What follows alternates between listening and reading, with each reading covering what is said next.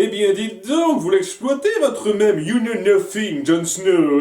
C'est dit genre deux, trois fois dans cet épisode. Je sais pas, je pensais que c'était moins rabâché à ce point, quand même, au sein de la série même, mais apparemment, ça va l'être. C'est peut-être pour ça que c'est devenu un mème aussi marquant. Ouais, c'est parce que c'est dit, redit, redit, redit. Sans doute. En tous les cas, on commence avec donc Jon Snow et Daenerys pour commencer. Daenerys, on va faire ça un peu vite, puisque ça présente un petit peu ses nouveaux objectifs. Et elle a un peu pour but d'être la voix de la justice, et qui veut réparer les torts faits aux opprimés, surtout aux esclaves, parce que ça lui plaît pas. Et donc, lorsqu'elle passe par une ville qui s'appelle, si je ne m'abuse, Yunkai, qui a donc, comme la plupart des villes, je pense, cette tendance à utiliser des esclaves pour fonctionner, et ben elle se dit merde. On va leur jeter un ultimatum, soit ils libèrent leurs esclaves, soit on leur poutre la gueule. Hein, donc il y a une petite réunion entre elle et le chef du coin qui lui dit ok, on veut être on veut bien être coulant, on vous donne de quoi payer beaucoup de trucs, même des navires pour partir, mais vous nous laissez tranquille. Et elle dit ah, ok, bah je vous laisse vivre si vous libérez vos esclaves. Et le mec le prend pas très bien, il dit ok, vous savez que vous avez beau avoir des petits dragons avec vous, etc. Et on a beaucoup d'amis au placé et tout. Ça sera sanglant si vous vous justez, hein. Et ouais, elle a l'air bien partie pour. En prenant un petit peu de précaution, en essayant de savoir qui sont ses amis dont il parle, le gars, hein, parce que ça se trouve, ils se frotteront à plus gros que simplement la ville, qui, d'après ce qui est dit, est super gardé, et vraiment, ça va pas être non plus une promenade de santé de s'en emparer, en dépit du fait qu'à nouveau, elle a 8000 hommes surentraînés et 3 dragons avec elle. Ce qui, j'avoue, est un putain de gros avantage. Alors, je sais pas, j'admire un petit peu l'état d'esprit, la légère noblesse dont elle fait preuve, Daenerys tout de suite, mais j'espère que ça va pas se centrer là-dessus, son arc pendant un petit moment, se dire oh je veux libérer toutes les villes où les esclaves sont maltraités. Ça fait un petit peu parenthèse, c'est-à-dire à côté de ce qu'elle voulait faire. Elle voulait reprendre sa place au trône pour prendre de meilleures décisions, j'imagine, etc. Mais là, elle fait un petit peu un encart par rapport à ça, et j'espère que ce sera juste un encart rapide, et que ce sera pas juste, ah, maintenant, mon nouvel objectif, c'est de libérer tous les esclaves qui existent dans le monde. Ce qui est noble, une fois de plus, mais ça fait un petit peu, ça ferait un petit peu grossier, je trouve, hein, comme nouvelle aspiration de sa part. Enfin bon, sur le coup, c'était pas mal. Faut voir comment ça évoluera par la suite, mais c'était pas mal sur le coup. Du côté de Jon Snow, donc, ils ont donc passé le mur avec plus d'hommes que ce que j'avais cru. Je me suis dit, ah ouais, avec tout ce qu'on avait vu tomber lors de l'escalade du mur, il restait plus que 4 personnes. Non, il en reste encore pas mal. Je sais pas, j'en ai vu une douzaine, quelque chose comme ça. Ils n'étaient pas ultra nombreux non plus, hein, mais voilà, ils étaient plus que ce que je pensais. Et va y avoir quelques petits moments intéressants autour du fait qu'il y a vraiment un truc entre Jon et Creed maintenant. Et il y a le Warg, comme ils disent, ou le Zooman, si je me souviens bien, qui fait sa petite crise de jalousie parce que, en fait, il a envie de la petite Ygritte, quoi. C'est genre la seule fille un petit peu canon de leur groupe qu'on a vu, et donc il se dit merde, genre, j'ai envie de la voir. Donc il fait son petit discours, pas du tout. Pas du tout convaincant à Ygritte pour qu'elle laisse tomber Jon Snow et qu'elle se mette avec lui. Bon, ça a pas l'air de trop marcher.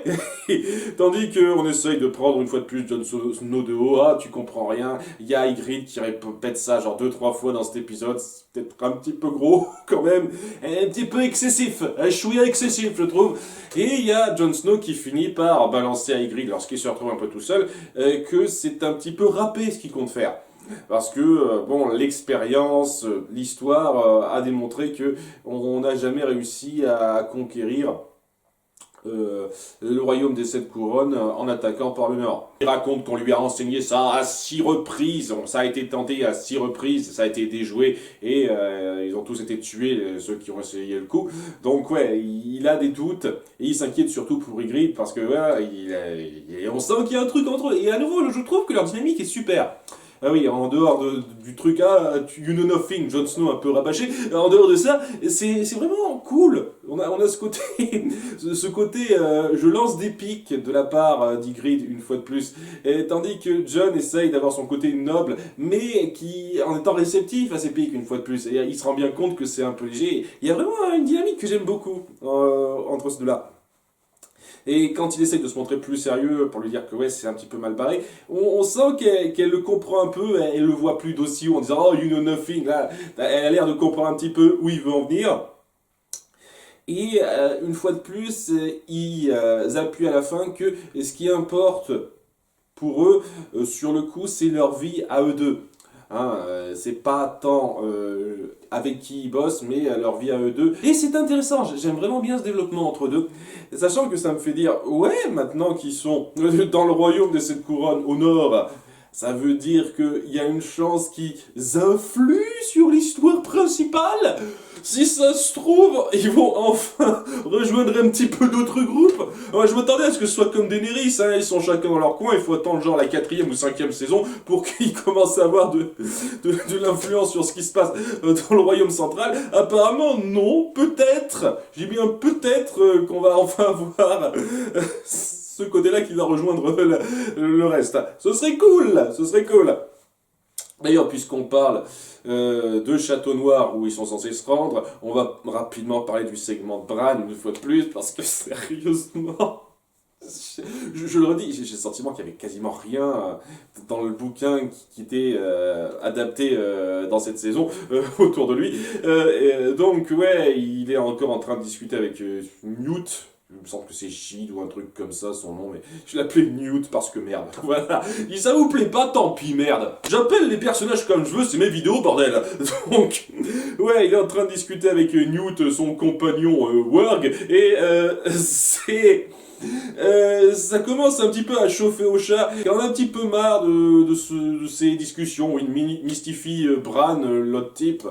Et il se dit que ouais, ils ont beau dire ah, il faut que j'aille là où la corneille a 3 yeux m'attend, il faut que je recherche cette corneille, etc. Il se dit bah, arrête tes conneries quoi. Tu crois que Dieu a prévu quelque chose de fort pour toi? Et elle se met à balancer une tirade comme quoi les dieux en fin de compte n'ont rien à foutre des gens par rapport à son expérience. C'est classique, c'est-à-dire que j'aime bien ce genre de truc, ça fait partie de ce genre de petits clichés que j'apprécie, où quelqu'un démontre qu'il n'y a pas vraiment de dieu bienveillant pour surveiller les gens avec de grands plans, etc., face aux violences un peu aléatoires et injustes qui arrivent par rapport à son expérience. Elle le montre bien au chat, par rapport au fait qu'avant elle était avec quelqu'un qu'elle aimait, mais ce quelqu'un est mort. Et elle a été obligée de le confronter alors qu'il était transformé en zombie. Ou en marcheur blanc si vous préférez, mais c'est un zombie, c'est pareil, on est d'accord. Elle a été un petit peu obligée de le brûler elle-même. Donc ouais, la justice, Dieu qui prévoit des trucs, etc. Je comprends que ça la convainque pas trop. C'est un petit moment intéressant autour d'Orcha, même si ça n'a pas été amené de la façon la plus fluide qui soit, j'avoue. Le moment où elle se lance dans sa petite diatribe, c'était pas non plus la chose, l'année la plus fluidement qui soit. Et honnêtement, c'est juste pour appuyer le fait qu'en fin de compte, ils vont vraiment à Château Noir, quoi. Ils voulaient pas y aller parce que mon copain Newt a une vision comme quoi il s'y trouvait pas, sachant qu'il va s'y trouver. Donc, ouais, il dit un petit peu des conneries, ton copain Newt, hein, ses visions sont pas si fiables que ça. Ouais, j'ai promis au maître de vous amener à Château Noir, on va à Château Noir, bordel de merde. Et apparemment, elle semble avoir convaincu tout le monde, semble-t-il. Et ouais, je le redis, je vois pas trop l'intérêt. C'est bien, c'est un bon moment autour d'Osha qui présente son passé, c'est cool, j'apprécie, vraiment, j'apprécie. Mais honnêtement, vous verriez les 2 derniers segments qu'on a vus autour de Bran, avec son groupe qui part en direction de Château Noir, et ce serait pareil. Je veux dire, on n'aurait pas eu ce moment où Newt aurait son rêve prémonitoire, il n'y aurait pas eu ce moment où Osha les convaincrait de partir quand même à Château Noir, et ben, c'est pareil, quoi. Il y a tellement rien à raconter autour de Bran sur le coup, c'est le petit souci. Puisqu'on parle de trucs rapides, il y a Arya qui a une petite scène très rapide où elle est pas contente qu'ils aient vendu Gendry à Mélisandre. Et lorsqu'elle se rend compte qu'en fait ils veulent faire un détour pour aller buter du Lannister, elle se dit merde, j'en ai ras le cul, je me barre. Voilà, je fuis. C'est un peu compréhensible de sa part, même si j'imagine que c'est un petit peu puéril aussi. Hein, de ne pas comprendre certaines priorités et tout, je comprends qu'on puisse lui en vouloir pour ça. Pour ma part, ça reste un peu compréhensif ce genre de comportement, surtout après tout ce qu'elle a vécu, et lorsqu'on lui balance un énième contretemps qu'elle ne voulait pas, où elle considère de plus en plus le groupe de la fraternité comme étant cupide parce qu'il semble vouloir des richesses, même si c'est logique de vouloir des richesses pour alimenter l'effort de guerre, entre guillemets, hein, sinon on veut pas trop se battre. Voilà, c'était compréhensible de sa part. Mais bon, elle finit par se barrer et les sème rapidement, mais elle se fait capturer par le limier qui passait par là. Il savait qu'elle était là dans le coin. Il a patiemment attendu pas trop loin du camp pour pouvoir faire je sais pas quoi. Il se doutait qu'elle se barrerait ou je ne sais pas. Mais voilà, ça se termine là, sur le limier qui capture Arya. Et je sais pas, peut-être qu'il va se passer un truc entre deux. J'imagine que ça va être le nouveau duo, son nouveau maître. Son nouvel entraîneur, elle arrête pas d'en avoir des tas, hein, maintenant, ça va être lui, j'imagine. J'imagine. En tous les cas, c'était un peu rapide, ça faisait un petit peu progresser la chose. Mais une fois de plus, j'aurais pas été compte que ça s'imbrique dans un arc tout entier d'un épisode, plutôt que à rapidement montrer ça, quoi. Parce que oui, ça va se poursuivre peu de temps après. On va suivre ce qui se passe pour Arya peu après ça. Donc ça aurait été tout à fait logique de mettre ça dans le même épisode, dans un même segment d'arc du même épisode, ça. Plutôt que d'éparpiller ça une fois de plus. Je sais que je me suis plaint suffisamment là-dessus. Qu'est-ce qu'on a d'autre? On a un petit passage rapide autour de Theon qui continue d'être torturé de façon un peu créative ce coup-ci, parce qu'on fait venir deux filles pour le chauffer afin qu'il ait la...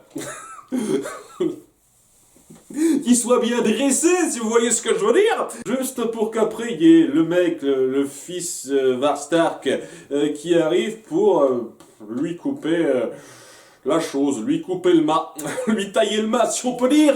Semble-t-il, hein, c'est comme ça que c'est montré. Donc, ouais, une fois de plus. La dynamique autour de Theon dans cette saison, on est dans l'épisode 7, quoi. On approche de la fin, quoi. La dynamique autour de Theon, ça a toujours été, du début à la fin de cette saison, ça va être, on le torture. C'est ça, à peu près. On torture Theon, on torture Theon. Il n'y a pas grand chose d'autre à dire par rapport à ça. Apparemment, ouais, il va être un petit peu raccourci. Est-ce que c'est ce qu'on va dire dans la suite? On veut nous le traumatiser à fond, le Théon. À nouveau, je comprends ce que vous voulez faire. Vraiment, nous faire ressentir un peu de peine en dépit des saloperies qu'il a faites avant, dans la saison 2. Ça marche un petit peu, mais c'est juste que ça commence à s'étendre un petit peu trop sur la même chose. J'aimerais bien que ça aille quelque part. J'espère très sincèrement, mais vraiment, hein, que ça se terminera pas sur lui qui meurt dans cette configuration-là.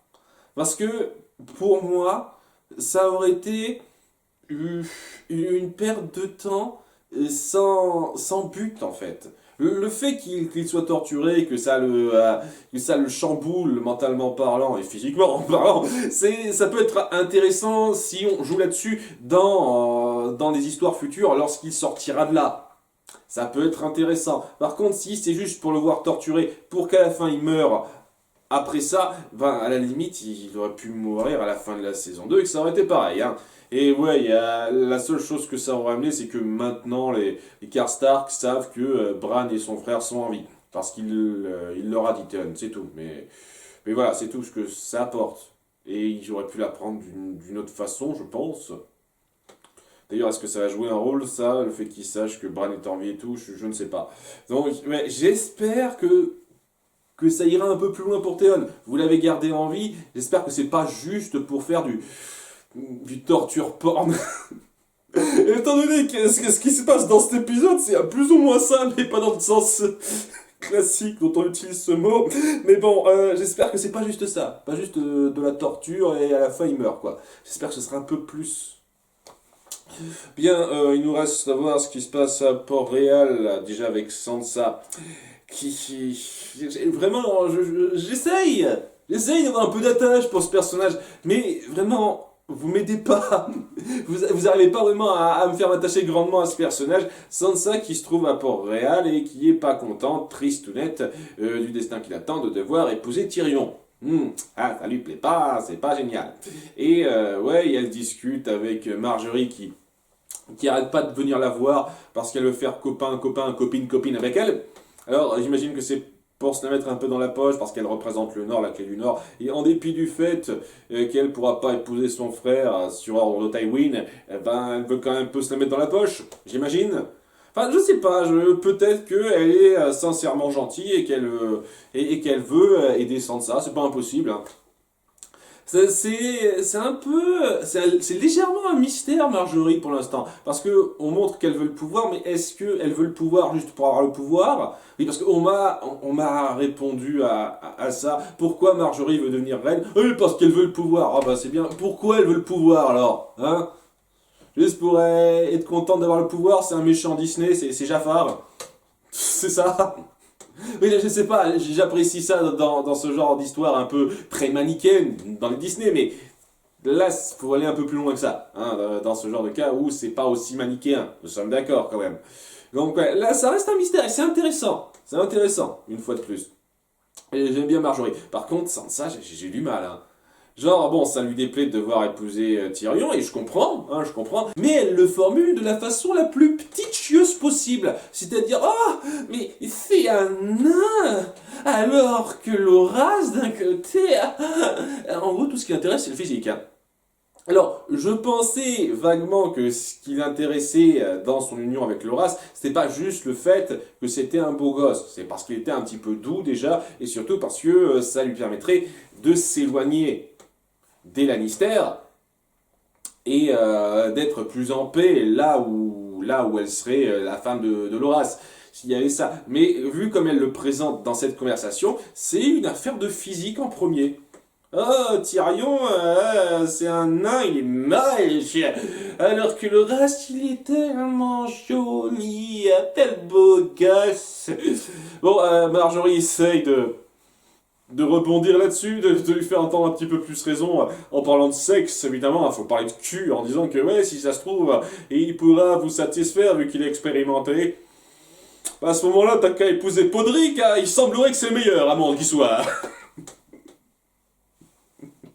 Ah, je suis déçu qu'ils insistent pas plus.